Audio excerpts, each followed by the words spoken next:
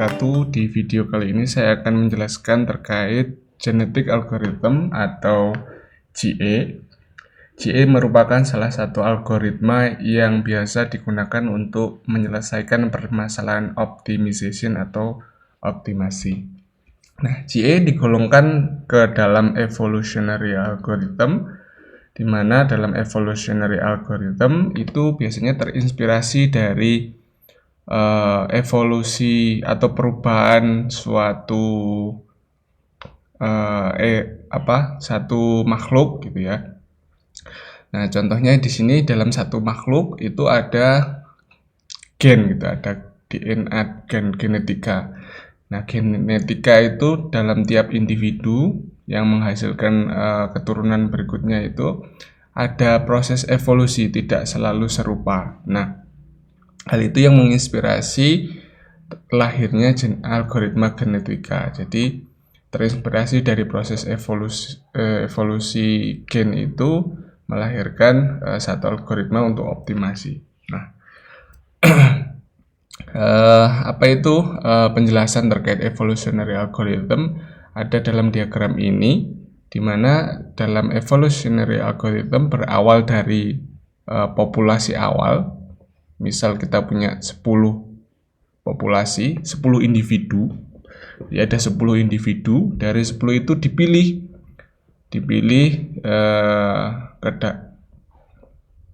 menjadi beberapa individu. Contoh misalkan dipilih 2, kemudian dari 2 itu melakukan reproduksi, melahirkan individu baru misalkan. Nah, dari individu baru ini kemudian dievaluasi lagi individu baru ini. Apakah lebih baik daripada individu yang lama? Nah, jika individu baru lebih baik daripada individu yang lama, maka dia masuk ke dalam populasi tadi. Jika dia buruk, maka dibuang. Jadi, terus sampai seperti itu diulangi. Jadi, memilih 2 individu lagi, reproduksi, melahirkan keturunan baru dievaluasi di dalam fungsi objektif tadi. Kemudian apakah individu baru lebih baik dengan populasi yang ada? Jika iya, dia masuk dalam populasi. Nah, kalau dalam populasi itu ada yang jelek, disortir. Nah, individu yang jelek tadi dibuang, tidak digunakan lagi. Sehingga di dalam iterasi terakhir melahirkan individu baru. Nah, maka dalam evolutionary algorithm mengenal istilah yang namanya elitisme.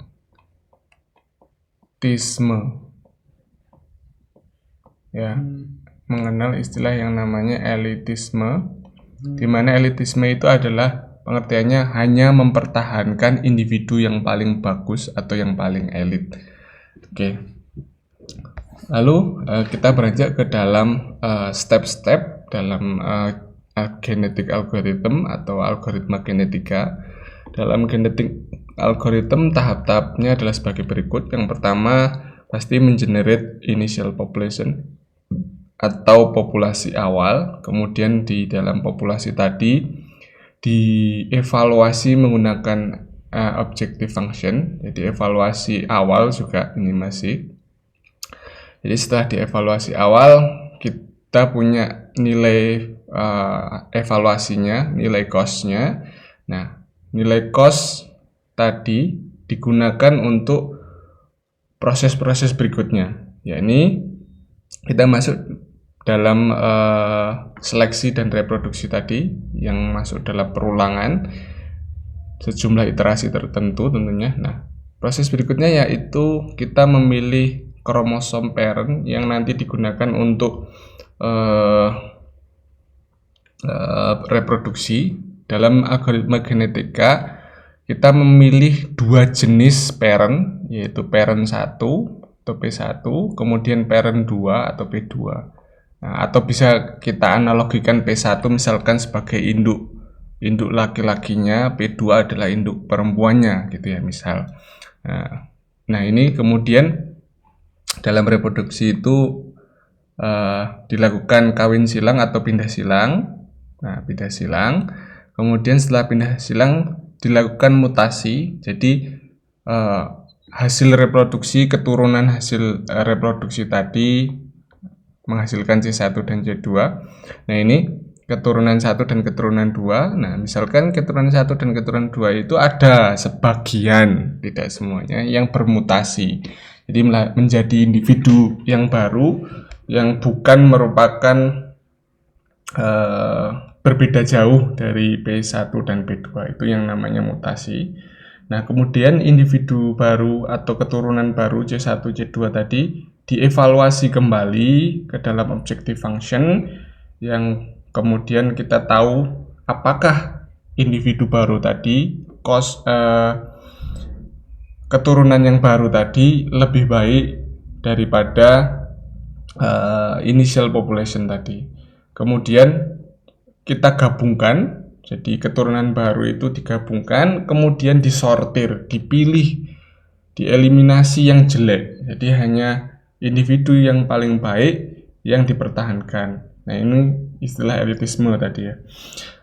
Kemudian berulang kembali ke bagian ketiga. Jadi memilih orang tua lagi, kemudian bereproduksi, dari reproduksi tadi dievaluasi keturunannya, kemudian digabungkan dengan populasi awal, dipilih lagi individu yang paling baik.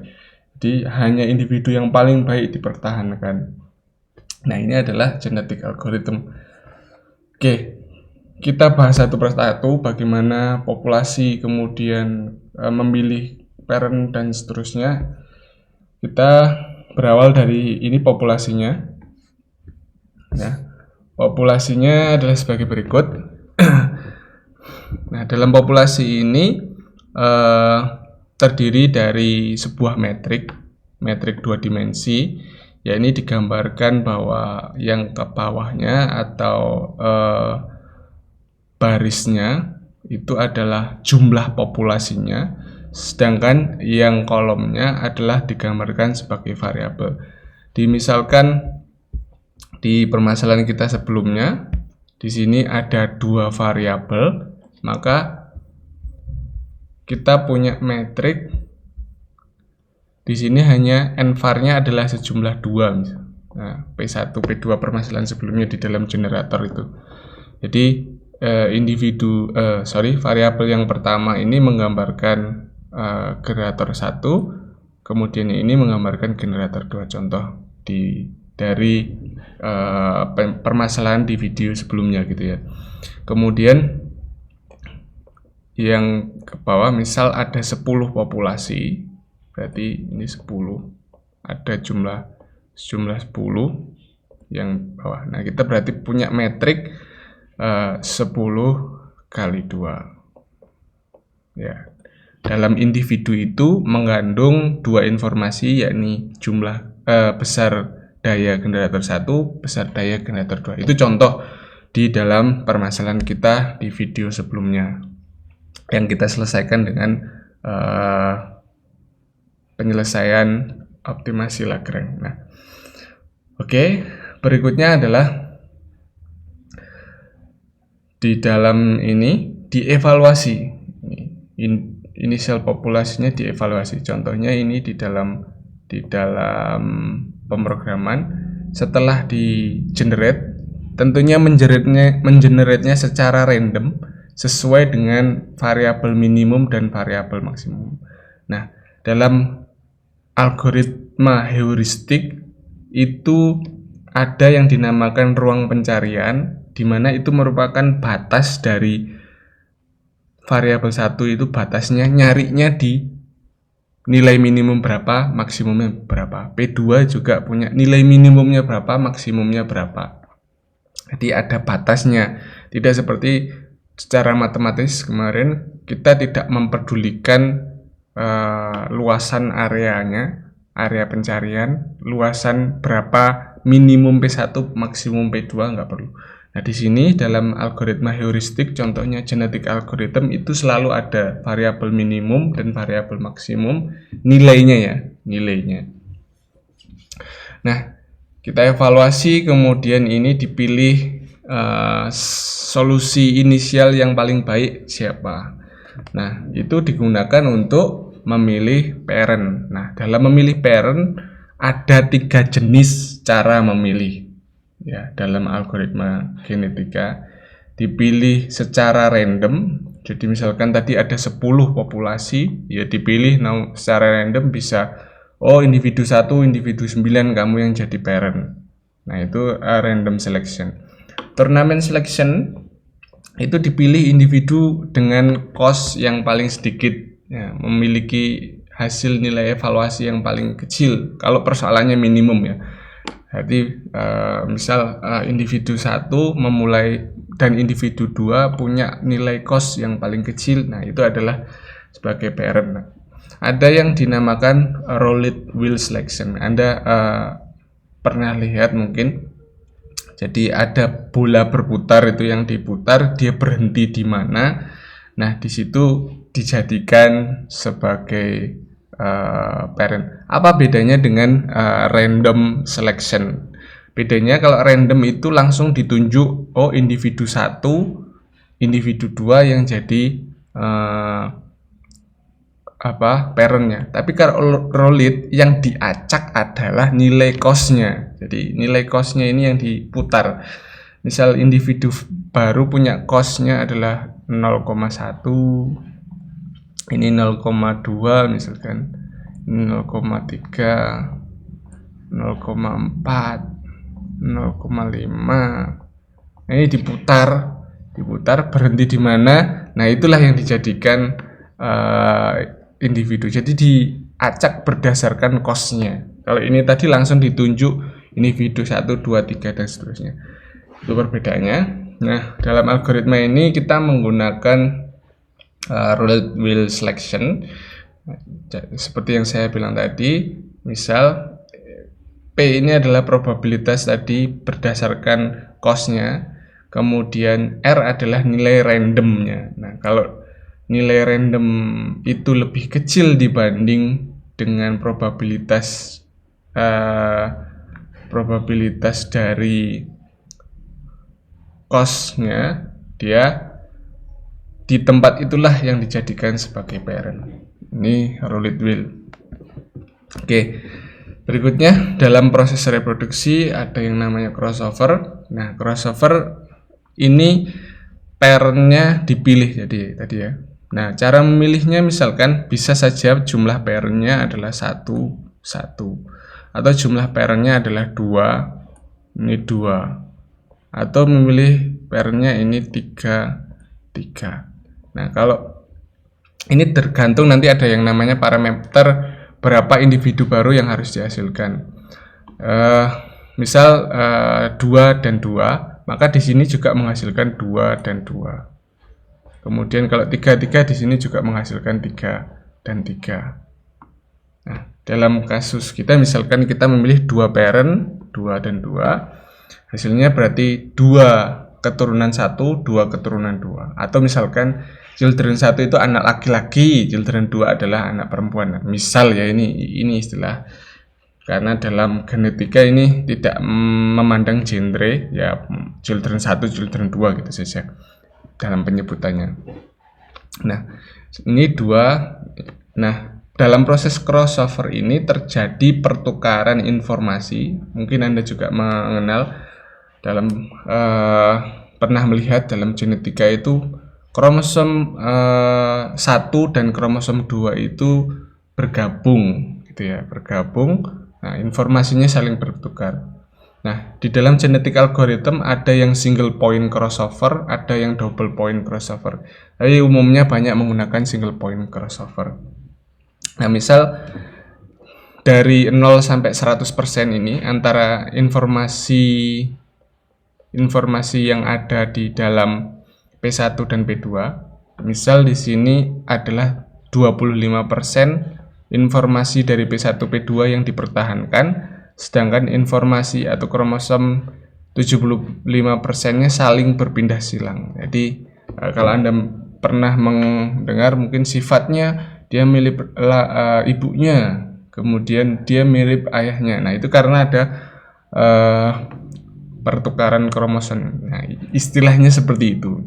Jadi ditiru bahwa induknya saling bertukar informasi. Oke, secara matematis dilambangkan dengan dinyatakan dengan dua persamaan ini. Jadi ada C1 itu alfa dikali P1, kemudian ditambah 1 min alfa dikali P2. Nah, berarti children 1 adalah misalkan alfanya tadi 0,25. Jadi informasinya hanya 0,25% ditambah dengan yang 75%-nya atau 0,75-nya. 1 dikurangi 25 kan 75%-nya dari parent yang kedua itu C1. Kalau C2 juga seperti itu, ini 25%-nya dari P2, 75%-nya dari P1. Nah, itu adalah crossover. Bagaimana cara melahirkan individu baru adalah bertukarnya informasi dari parent 1 dan parent 2. Oke, selanjutnya ada yang dinamakan mutasi. Mutasi ini terjadi hanya pada children-nya, jadi hanya pada C1 dan C2-nya. Dia bermutasi menjadi individu baru. Nah, bagaimana cara bermutasinya? Ini secara random. Ya, secara random. Nah, kita ingat bahwa dalam children tadi juga ada individu, ada 2 orang, ini ada 2 orang. Nah, misalkan 4 orang ini dipilih secara random, ya, dalam satu iterasi. Bisa juga dia dalam satu iterasi itu tidak bermutasi, itu bisa juga. Nah, caranya misalkan dari 2 individu tadi, ya, indeksnya kita pilih secara random. Ya, kalau dia muncul lebih rendah dari nilai random itu, dia bermutasi. Kalau tidak, ya dia tidak bermutasi. Ibaratnya seperti ini. Jika indeksnya sama dengan nilai random, tidak sama dengan nilai random tadi, dia tetap, hasil mutasinya tetap. Kalau dia sama, dia bermutasi ke dalam bentuk lain. Ada yang 1 dikurangi XI, ada yang ini individu barunya ditambah dengan informasi secara random, nah, dengan pengali sigma, nah, ditambah dengan ini. Ini adalah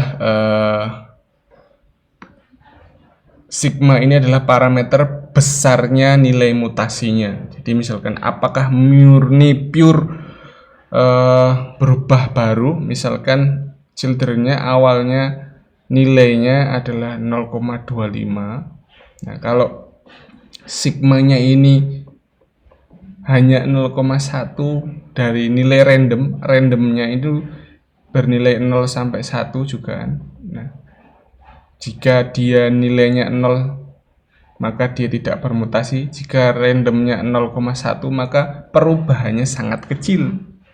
Nah, itu nilai mutasinya sangat kecil. Nah, kemudian ada yang namanya mu. Mu ini probabilitas, parameter probabilitas seringnya mutasi atau tidak. Semakin tinggi berarti dia semakin sering untuk bermutasi. Nah, kalau rendah dia tidak. Nah, oke, sudah. Jadi ada yang dilakukan dalam genetik algorithm untuk melahirkan individu baru ada 2, yakni crossover dan mutasi. Nah, setelah melahirkan individu baru tadi, ini C1 dan C2 tadi, sejumlah 4 orang, masing-masing 2, ini 2. Dan misalkan tadi di awal kita punya populasi 10, maka ini digabung berarti di sini populasinya jadi 14 orang. 14 orang ini disortir, ya, setelah masing-masing ini tadi punya nilai cost functionnya, ini juga dievaluasi punya cost functionnya, digabung, dipilih, disortir berdasarkan costnya itu yang paling rendah, sehingga individu yang jelek akan dihapus. Ini individu yang jelek, berarti ini 10 dan ini 4 individu yang jelek dihapus. Apakah individu yang children maupun yang sebelumnya atau initial population tadi. Jadi ini istilah elitisme tadi. Di jumlah ini populasi children dan populasi sebelumnya digabung, kemudian disortir berdasarkan cost-nya. Kemudian populasi yang baru dipilih hanya berdasarkan 0 sampai jumlah populasi. Nah, kalau populasinya 10 berarti 0 sampai 9 yang dipilih. Oke. Nah, itu adalah bagaimana genetic algorithm melakukan bekerja. Jadi algoritmanya susunnya seperti itu. Jadi ada sejumlah populasi, kemudian melahirkan individu baru dicek nilai cost-nya, kemudian sebelum dicek dia melakukan bermutasi, kemudian dari mutasi tadi dicek cost-nya, kemudian digabung, disorting, individu yang paling baik dipilih, yang paling jelek dibuang. Nah, itu adalah bagaimana genetic algorithm bekerja.